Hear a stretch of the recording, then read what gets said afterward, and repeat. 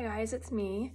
I'm going to do an update on my journey with Disulfiram for Lyme disease, and I'm also going to be talking a little bit about my Babesia story and how long I've been sick, what I've tried, what hasn't worked for me, what has worked. And I'm talking quietly because there are people asleep in my house, so I apologize for that too.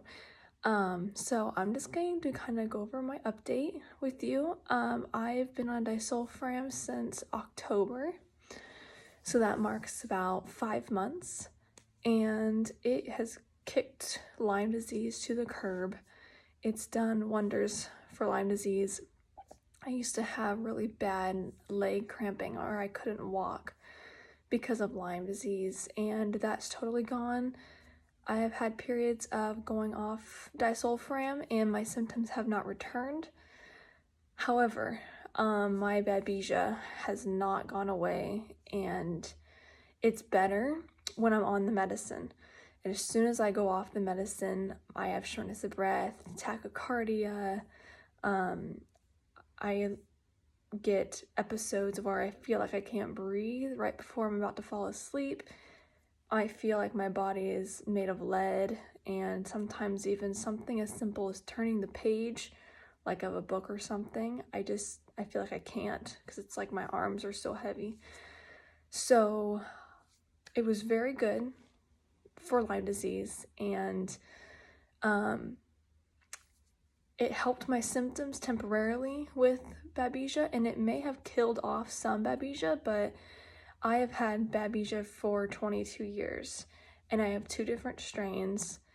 My iron was severely low this last year, and the doctors kept telling me, they said just keep taking iron, and so I would take the recommended dose, which is like a teaspoon, I think, and my ferritin, which is our iron stores, my ferritin was at 9. It should be anywhere from 50 to 100. That's kind of like the range. It was 9. People start passing out when their ferritin gets to about level 4. So my iron wasn't going up after taking iron for probably about 3 to 6 months. It wasn't going up. It was just staying 9, the same. The amount of iron in my body was also low at the time. That was going up, but my ferritin was not. And so they kept telling me to take more iron, so I took more iron, and so I think I took it twice a day, and I think maybe even 3 times a day, I'm not sure. I think I did 2 teaspoons a day, and still it wouldn't go up. And I got really sick overnight with Babesia symptoms, like it got way worse. My tachycardia developed then, feeling like I couldn't breathe, I was unable to work, I was bedridden. My heart rate would jump to 140 after I would get off the couch and go to the kitchen. That's when I noticed I got worse. And I personally think, I'm not a doctor, but I personally think that the Babesia was feeding off the iron, because Babesia is a malaria-like parasite that lives in our blood, and it just makes sense to me that they would feed off iron and hemoglobin and stuff like that. My doctor has said that it's a possibility, but that he doesn't know for sure if it caused that or made it worse, but that's my theory. And so I think that is why, for me, Disulfiram did not help my Babesia. What I have tried for Babesia, I'm just got a whole medicine cabinet here. I actually haven't taken this one, because it's really similar to what I've taken in the past, and that didn't really help too much. But when I wasn't so severe with Babesia, this worked. It's called Artemisia Trinity, and it's got artemisinin, I think, sweet wormwood, and pepper extract. So there's the ingredients there. I know it's kind of hard to see. I can post pictures in the comments if you guys want. But this, when I wasn't too severe, it really helped my shortness of breath symptoms, because before I got really bad this last year, I would just have kind of moments throughout the day where I would feel like I couldn't get enough air. And when I wasn't too severe, this actually did really help. But when I got really severe, it just didn't work as well. There's that one. What I've also tried is Alinea. A lot of you guys, I think, have tried that. I don't know if I have the bottle here for that, but kind of looking for it so you can see. But I've tried that for my Babesia. That's actually a good drug for Babesia, but I'm just so severe that it just didn't touch it really. What I experienced with Alinea was severe constipation, nausea, stomach cramping, and the stomach cramping and nausea kind of went away after about a week of taking it, but I'm just left with severe constipation, and I have other gut issues, so it wasn't a good fit for me because of my gut history and stuff. So I have tried Alinea, I have done the Artemis, I have also done a therapy called bionic therapy, and it's a light therapy. It's different than the sauna, it's not infrared. And so they would like take this machine and put it on my skin. There's these different pressure points. I think there was the wrist, there was the forehead, the stomach, and I can't remember the others. But they take these certain pressure points and they put this machine on you, and it's just like a light therapy, and they can program kind of whatever into it. So I think for me, they did Epstein-Barr, Babesia, Bartonella, Lyme, I think a couple different viruses, like the Hep B or Hep C, whatever it is. That's the kind that lives in my blood, not STD or anything. So we did that for about 4 months, and that did help actually a lot, but the effect kind of wore off in time. So I've tried that. I do the infrared sauna. Actually, you can see my sauna right there. It's part of the mess. But I do that every other day. And here's what I take with it. When I do the sauna, I take chlorella. This really helps. It's a binder, so it helps pull things out. It also helps my neuropathy when I'm on disulfiram. I think it pulls out the copper, and so since we absorb more copper while on disulfiram, this really, really has helped me with that. So yeah, for Babesia, I've tried Alinea. I've also done atovaquone. I think that's how you say that. I tried that for only 3 days, and I had my liver actually started hurting. I had pain under my right rib. Or wherever your liver is. So they told me to stop it. So I've done atovaquone. My body couldn't handle that. I've done Alinea. I've done the light therapy. I've also done a series of herbs, and I kind of have some here. I was going to show you what I've used, if I can find them here. Let me grab them really quick. But those, over the past year, that is what I have tried for Babesia. And as soon as I go off any kind of therapies, my symptoms come back. So I have not had the best luck with treating Babesia, and I think it's just because I have had it for so long, and I had multiple strains. I have multiple strains, and I think with taking the iron and combination of all of that did not set the stage for, it was not good for me. So I'm just going to kind of show you what I've took for Babesia, and some things I would take for the symptoms, which I can't take anymore because these are alcohol. They are tinctures, so us on disulfiram, that would not be a good mix at all. So here's one. It's called Quina. This is really good for Babesia. Since I was really bad, I didn't notice a huge effect, but I'm really sure that if you just have Babesia mildly, I think it would have helped me more in my case if I had not been so severe. So there's that one. And there's like a combination of these here. There's Mora, which is super good for Babesia, I think. And then there's Inula. And again, these are all alcohol tinctures, so not good for us people on Disulfiram. I think this one was good for Lyme disease. It's called Autoba bark. And it's just Autoba bark and sugar, so it doesn't taste so bad. And then alcohol, obviously. This one I think was really good for Lyme disease.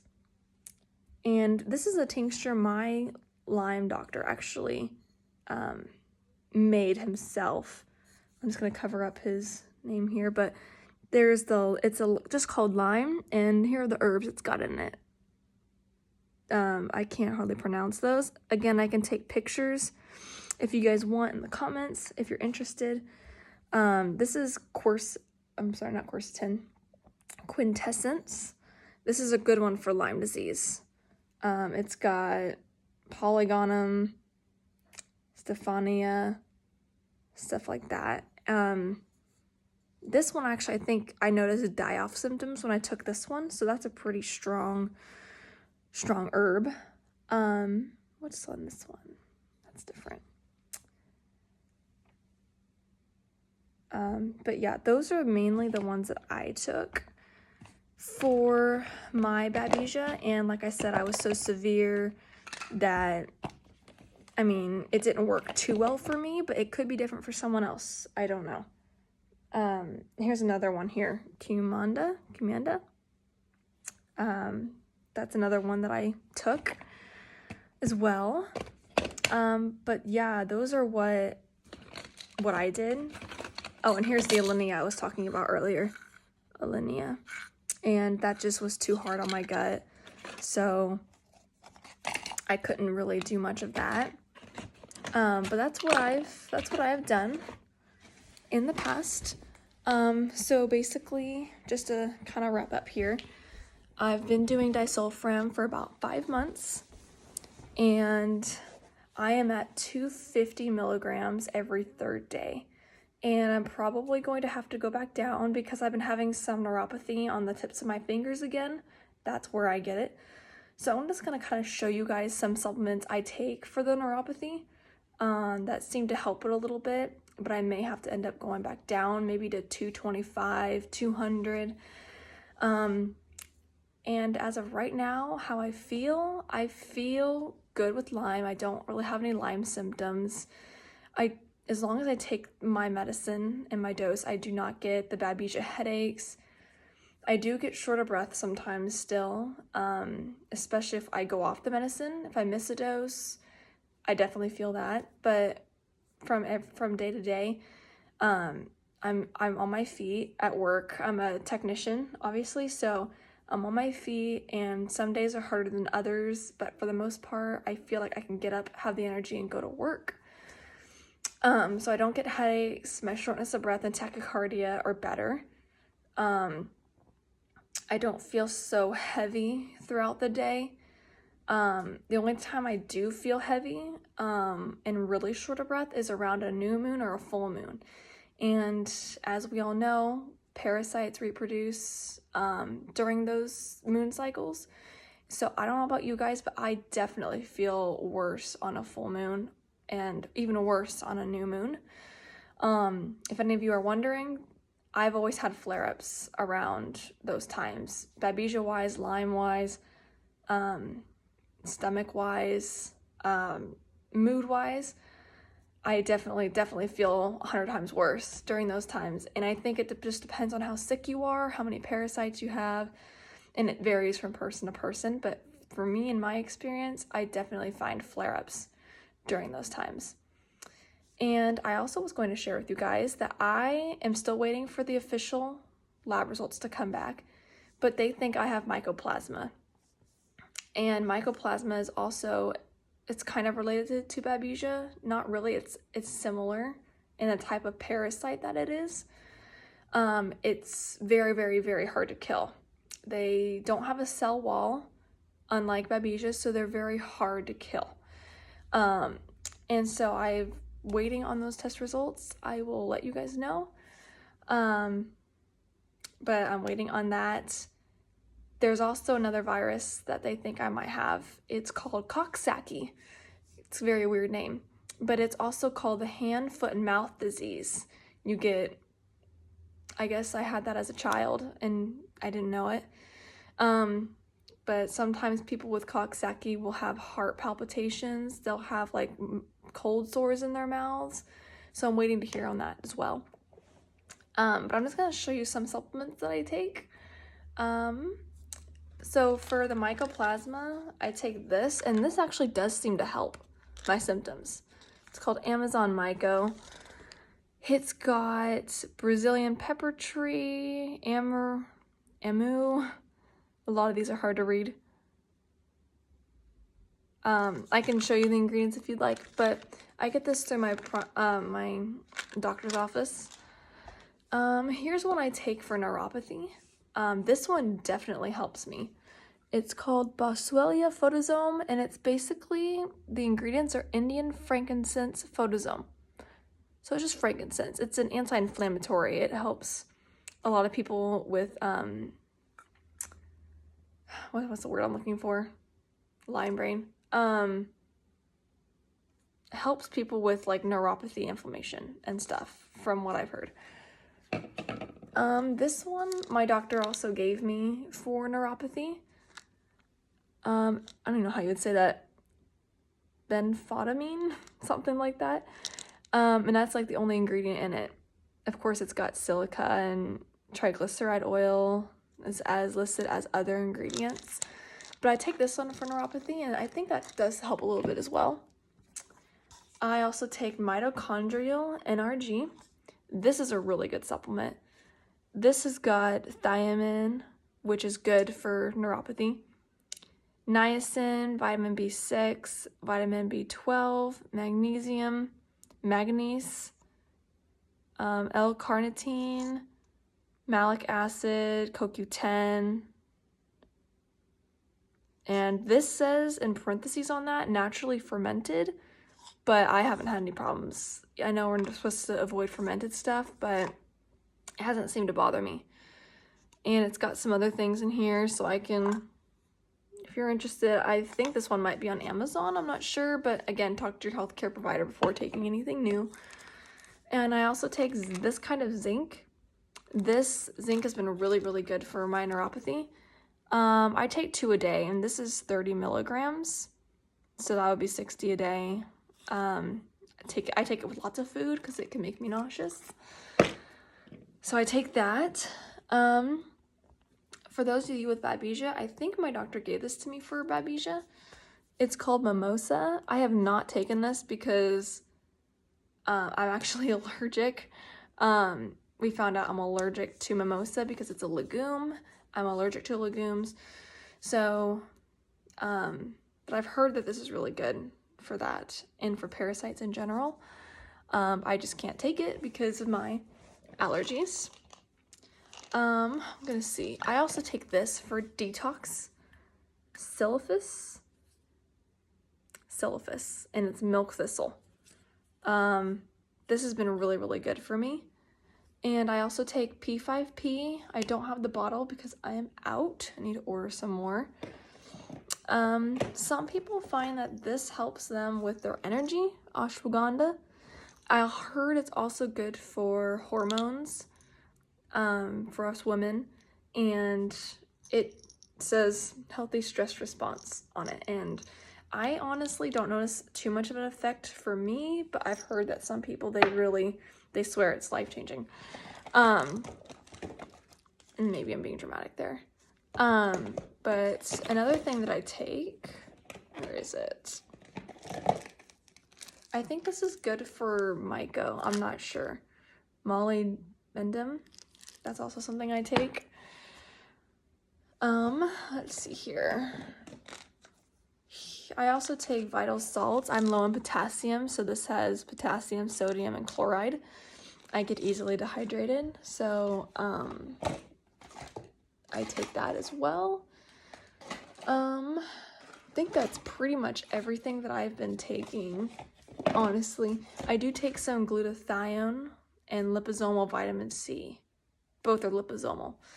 And those are really, really good for detox. So that's kind of everything I take. I've kind of shared a little bit about what I've done for Babesia, what has helped and what hasn't helped. And as for an overall review of my Disulfiram progress, I would say that it definitely has kicked Lyme to the curb, but it has not done a lot for me for Babesia because every time I go off of it, my symptoms come back. So I'm gonna, I don't know if any of you have tried this therapy, but there's a therapy I've been reading about called plasmapheresis, and it's basically where they take your blood out and they put it in this machine and they clean it, and it takes out certain parasites and bacteria and stuff, and then what they do is they end up putting it back into you. So I have been looking into that. I'm going to be talking to my doctor about it because I have tried every therapy for Babesia and nothing has fully worked for me. I don't want to be bedridden at 22. It's actually my birthday today, and I don't want to have this for the rest of my life. So I am looking into higher risk therapies with my doctor, and plasmapheresis does have a lot of complications with it, so it's something that I need to really think about and talk to my doctor about. But I'm curious if any of you guys have tried it and like what, if it worked for you, if you felt any better. There's also IVIG, which I don't know if that would really be helpful in my case, but I know there's people doing ozone, which I have not tried. It's just so expensive, which is why I haven't tried it. So I've tried all the antibiotics, the herbs, the light therapies, but I haven't done ozone, I haven't done IVIG, plasmapheresis, or blood and transfusions. So those are things that I am looking into and that I have not yet tried. So I hope that helps. I know it's easy to get discouraged about being sick for so long, but I know for me, I would rather fight my whole life trying to get better than to sit around and just accept that this is how it is. I know that there's the light at the end of the tunnel. So I am going to keep trying new therapies. I'm going to see how this goes. But I just hope that any of you struggling with Babesia or Lyme disease, that you still have hope. Disulfiram has been very good for me for Lyme, and it's helped a lot of people for Lyme and Babesia, just that wasn't my story. So that's my update, and I hope that everyone stays calm and healthy during this major coronavirus outbreak that we have going on. I actually got sent home today from work, so it's a little nerve-wracking, especially people like us with Lyme disease who are working. When you're not working, or money isn't coming in, it can make things stressful. So I'm trying not to stress out about it. Stress makes me worse. So I just hope that this video is helpful, and I wish you all the best of luck. All right, bye for now.